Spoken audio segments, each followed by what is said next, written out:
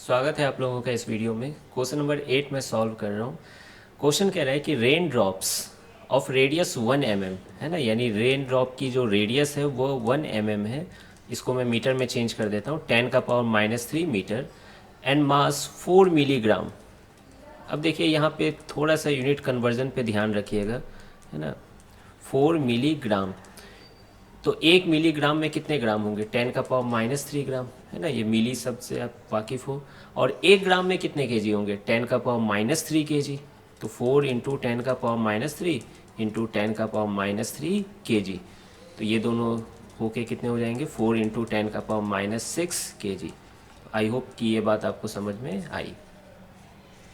ठीक है, तो हाँ, तो ये रेन ड्रॉप के बारे में सारी सूचनाएं मिल गई हम लोगों को।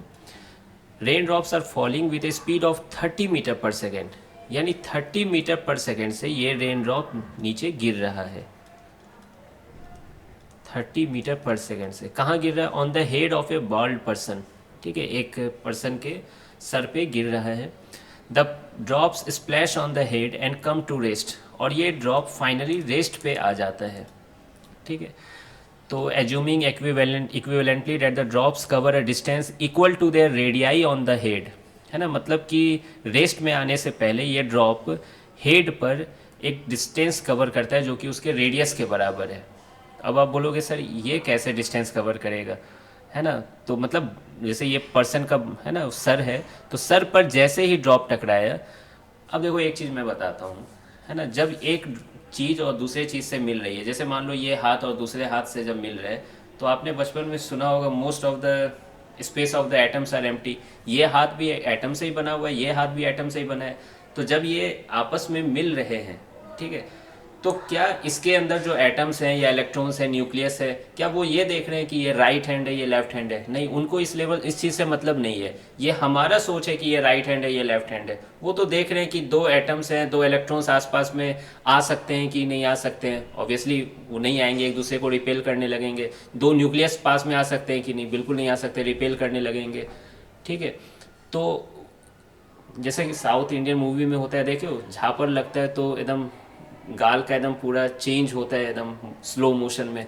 तो वैसे ही आप समझो कि ये रेन ड्रॉप जैसे इस बॉल्ड पर्सन पे स्ट्राइक किया, तो ये इसके सर को थोड़ा सा नहीं होता है कि दबाएगा ऐसे करके।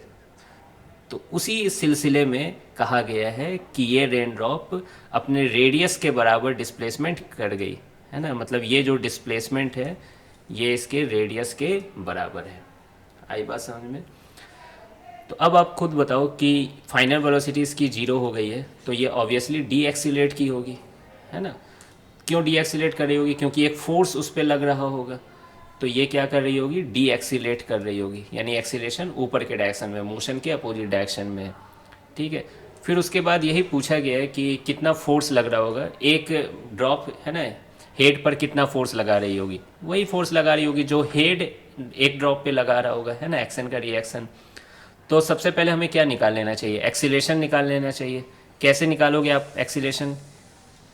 इक्वेशन ऑफ मोशन लगाकर, v² - u² = 2as। Final velocity देख रहे हो 0 हो गया। इनिशियल वेलोसिटी कितनी होगी? 30 का स्क्वायर यानी 900। 2 है। एक्सीलेशन को मैं माइनस लूँगा क्योंकि नीचे का डायरेक्शन में अभी पॉजिटिव ले रहा हूँ, है ना, डिस्प्लेसमेंट नीचे का डायरेक्शन में पॉजिटिव ले रहा हूँ मैं। एस की वैल्यू आर के बराबर है, और आर की वैल्यू कितनी है? 10⁻³ ऐसा यूनिट में। तो यहाँ से आप देख सकते हो एक्सीलरेशन की वैल्यू कितनी आ गई, 9/2 हो जाएगा, माइनस माइनस कट जाएगा, और 10⁻³ इधर आएगा तो 10⁻³ ऊपर चला जाएगा, और 10⁻5 बन जाएगा ये मीटर पर सेकेंड स्क्वायर, है ना, एक्सीलरेशन ऊपर के डायरेक्शन में। तो बताइए रेन ड्रॉप पर फोर्स कितनी लगी? मास इनटू एक्सीलरेशन, है ना। ये एक्सीलरेशन ड्रॉप का है ना, रिटार्डेशन जो हो रही है ड्रॉप की हो रही है। तो फोर्स भी मैं किस पे निकाल रहा हूँ? अभी रेन ड्रॉप पर ही निकाल रहा हूँ। आ रही है बात समझ में, है ना। ऑन रेन ड्रॉप ये फोर्स निकाल रहा हूँ मैं। तो मास कितनी है रेन ड्रॉप की? कितनी है? 4 इंटू 10⁻6 kg। और एक्सीलेशन कितना है? 9.2 इंटू 10⁻5। सब ऐसा यूनिट में मैं ले लिया हूँ, तो 9 2 जाए 18 हो जाएगा, और 10⁻1 तो कितना हो जाएगा? 1.8 न्यूटन हो जाएगा। तो ये फोर्स की वैल्यू आई रेन ड्रॉप पर। हमारा आंसर क्या होगा?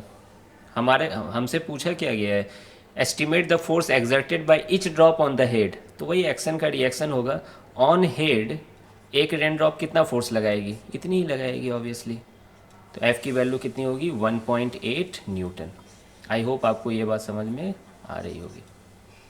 बस डायरेक्शन अपोजिट होगा, है ना। रेन ड्रॉप पे फोर्स किधर लगी है, ऊपर के डायरेक्शन में लगी है, ठीक है। और हेड पर फोर्स किधर लगेगी, नीचे के डायरेक्शन में लगेगी, है ना। ये डायरेक्शन नीचे के डायरेक्शन में है। तो मतलब बेसिक से करना चाहिए, है ना। आंसर तो ठीक है, F=ma कर लिए, लेकिन क्या कर रहे हैं, क्यों कर रहे हैं, ये सब भी मालूम होना चाहिए, है ना। एक अच्छे क्वेश्चन में को सॉल्व करने के लिए ये सब चीज़ें बहुत बारीकी आवश्यकता होती है। ठीक है, मिलते हैं फिर नेक्स्ट वीडियो में।